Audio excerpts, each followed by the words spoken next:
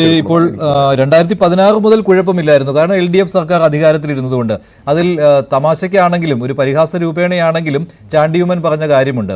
2026 ഇറങ്ങിപ്പോകുന്ന സമയമാകുമ്പോഴേക്കും ഉള്ള പദ്ധതികൾ നിങ്ങൾ നടപ്പിലാക്കിയേക്കണം, അതല്ലെങ്കിൽ പിന്നെയും പിന്നോട്ടാകും ഒരു 5 വർഷം കൂടി. അതെങ്ങനെ പിന്നോട്ടാകുന്നത്? പിന്നെ ഇടതുപക്ഷം മുന്നണിയല്ലേ അധികാരത്തിൽ?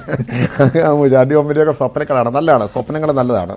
ഇപ്പം ചാണ്ടിയുമ്മൻ ഒരു സംശയം പ്രകടിപ്പിച്ചത് തെരഞ്ഞെടുപ്പിൻ്റെ ഒരു ഘട്ടത്തിൽ ഇത്തരൊരു പദ്ധതി നടപ്പിലാക്കാൻ പറ്റുമോ എന്നുള്ളതാണ്. ഇതൊരു പദ്ധതി നടപ്പിലാക്കലല്ല, ഇതൊരു പരീക്ഷണ പരിപാടിയായിരുന്നു എന്ന് വ്യക്തമായിട്ടുണ്ട്.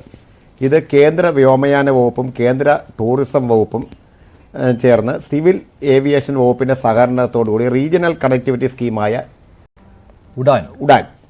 ഉഡാൻ എന്ന പദ്ധതിയുടെ ഭാഗമായി രാജ്യവ്യാപകമായി നടത്തിക്കൊണ്ടിരുന്ന പദ്ധതിയുടെ ഭാഗമായി തന്നെയാണ്. സംസ്ഥാന സർക്കാരിൻ്റെ മാത്രം പദ്ധതി എന്ന് പറയുന്നില്ല. അത് അവകാശപ്പെടാൻ മടിയുണ്ട് ആർക്ക്? കേരള ഗവൺമെൻറ്റിന്. ഇതാണ് കുഴപ്പം. ഇപ്പം തന്നെ ഇത് നിങ്ങൾ 3 ഇടത് വിരുദ്ധരോടാണ്, അല്ലെങ്കിൽ 3 സർക്കാർ വിരുദ്ധരോടാണ് ഞാൻ ഒറ്റയ്ക്ക് ഈ പരിമിതമായ സമയത്ത്, ആ പരിമിതമായ സമയത്ത് മാക്സിമം മഞ്ജിത്ത് ഇടപെട്ട് എങ്ങനെ അലങ്കോലപ്പെടുത്താമെന്ന് ശ്രമിക്കുന്നുണ്ട് മിടുക്കൻ.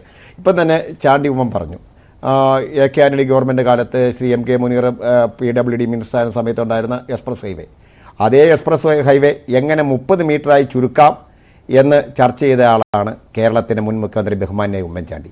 അതിതാ 45 മീറ്ററായി വികസിപ്പിച്ച ആളുടെ പേരാണ് സഖാവ് പിണറായി വിജയൻ. ആ ആർജവത്തിൻ്റെ പേരാണ്. അതാണ് വ്യത്യാസം. അല്ല, ഇപ്പൊ ഇടപെടരുത്. ഞാനൊരു വാക്ക് പറഞ്ഞപ്പോൾ അങ്ങ് പറഞ്ഞപ്പോൾ ഞാൻ നിശബ്ദനായിട്ടിരുന്നതാണ്. അങ്ങേക്ക് ഇനി 8 മിനിറ്റ് കൂടെ ഉണ്ട്, അങ്ങേക്ക് സമയമുണ്ട്. അങ്ങേക്ക് ആദ്യത്തെ സമയം തരികയും അക്കാര്യത്തിൽ ഭയപ്പെടണം. പിണറായി വിജയൻ വികസന വിരുദ്ധനാണെന്ന് പറയുന്നില്ല. അദ്ദേഹം അധികാരത്തിലിരിക്കുമ്പോൾ അദ്ദേഹം വികസനത്തിന് അനുകൂലമാണ്, പ്രതിപക്ഷത്തിലിരിക്കുമ്പോഴാണ് സംഭവിച്ചത്. ഈ പറഞ്ഞ ചാണ്ടിയുമ്മൻ പറഞ്ഞു, ഞാനത് എൻ്റെ അദ്ദേഹത്തിൻ്റെ പിതാവിനോടൊപ്പം കാറിൻ്റെ അദ്ദേഹത്തിൻ്റെ വലതുവശത്തിരുന്ന് വരുന്ന വഴിക്കാണ് വിഴിഞ്ഞത്ത് കനികുടി കാണിച്ചത്.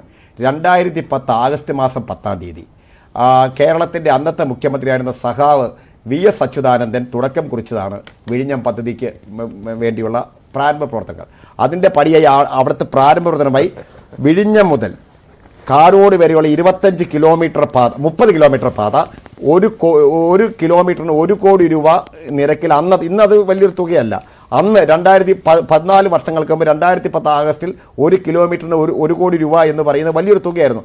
അനുവദിച്ചുകൊണ്ട് 30 കോടി രൂപയ്ക്ക് 30 കിലോമീറ്റർ റോഡ് വിഴിഞ്ഞം പദ്ധതിക്ക് വേണ്ടി തുടങ്ങി. അതിനുശേഷമാണ് 2ാം ഉമ്മൻചാണ്ടി ഗവൺമെൻറ് അധികാരത്തിൽ വന്നത്.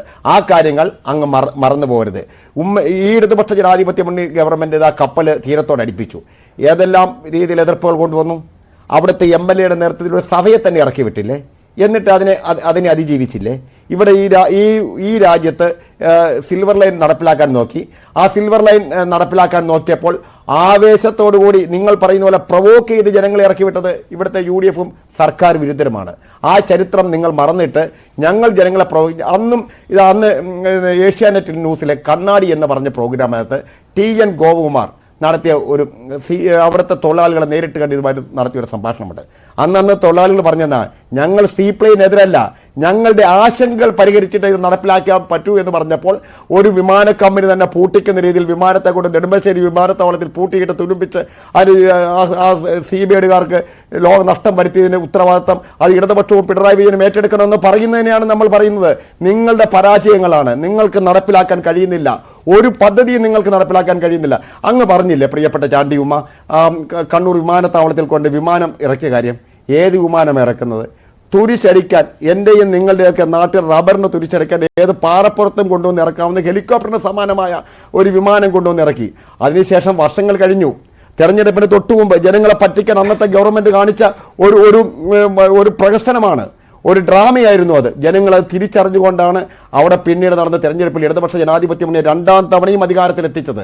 ഇത്തരം കാര്യങ്ങളൊക്കെ നമ്മൾ ചെയ്യുമ്പോൾ നമ്മൾ മാത്രമാണ് മിടുക്കന്മാർ, ഇത് കണ്ടുകൊണ്ട് നിൽക്കുന്നവരെല്ലാം മണ്ടന്മാരാണെന്നുള്ള തെറ്റിദ്ധാരണ UDFിന് ഉണ്ടായതാണ് ഏറ്റവും വലിയ പരാജയം. ഒരു സംശയവും വേണ്ട. ഈ പറഞ്ഞ ഞാൻ കൃത്യമായി പറയുന്നത് അവസാനിപ്പിക്കണം. ഒറ്റ ചോദ്യം, 2013 സീപ്ലെയിനും 2024 സീപ്ലെയിനും തമ്മിലുള്ള വ്യത്യാസം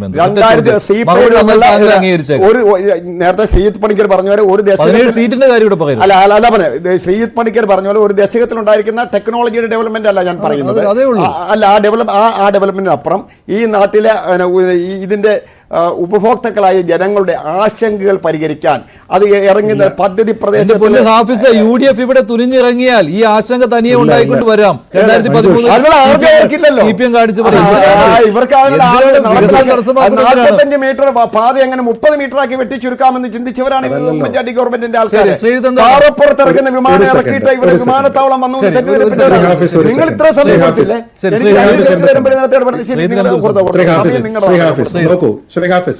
ഇത് ജനാധിപത്യ സീപ്ലൈൻ ആണ് എന്ന് പറയുമ്പോൾ ജനാധിപത്യത്തിൽ ഏറ്റവും പ്രധാനമായിട്ട് ഇതിനെ ഒരിക്കൽ എതിർത്തിരുന്ന കക്ഷി ചെയ്യേണ്ടത് എന്താണ്? അന്ന് ഏതൊരു വിഭാഗം തൊഴിലാളികൾക്ക് വേണ്ടിയിട്ടായിരുന്നു ഈ പദ്ധതി എതിർത്തിരുന്നത് അവരുമായി ചർച്ച നടത്തി അവരുടെ ആശങ്കകൾ ദൂരീകരിക്കണമായിരുന്നു. ഞാൻ പറഞ്ഞു എന്റെ സമയമാണ്. ഞാൻ പൂർത്തിയാക്കിയില്ല. അല്ല അങ്ങനെ ഈ ഒരു കാര്യം കണ്ണാടി ഒന്ന് മുഖത്തൊന്ന് ഒന്ന് നല്ലവണ്ണം തുടച്ചിട്ട് ഒന്ന് വായിച്ചു നോക്ക്. കണ്ണാടി തുടച്ചാലും ഇല്ലെങ്കിൽ കാണാൻ പറ്റും. ചില ആൾക്കാർ പറ്റുന്നില്ല.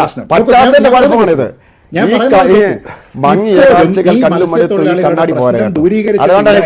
ആശങ്ക അവിടെ മങ്ങിയ കാഴ്ചകളെ കാണുന്നുള്ളൂ.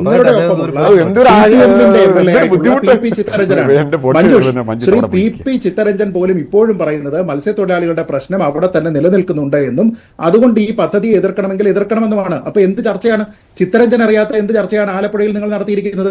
ചിത്തരഞ്ജൻ അറിയാത്ത ഏത് ചർച്ചയാണ് മത്സ്യത്തൊഴിലാളികളോട് നിങ്ങൾ നടത്തിയിരിക്കുന്നത്? മത്സ്യത്തൊഴിലാളികളുമായി ചർച്ച നടത്തിയ ശേഷം മാത്രമേ മത്സ്യത്തൊഴിലാളികളുടെ മേഖലയിലേക്ക് പോകൂ.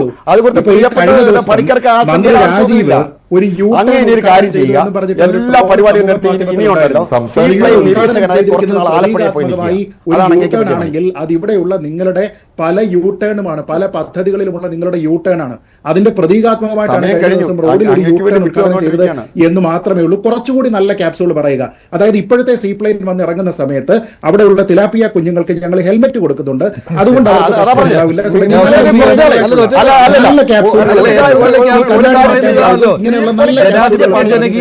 കുറച്ച് ആൾക്കാരൊക്കെ തെറ്റിദ്ധരിപ്പിക്കാനായിട്ട് സാധിക്കും.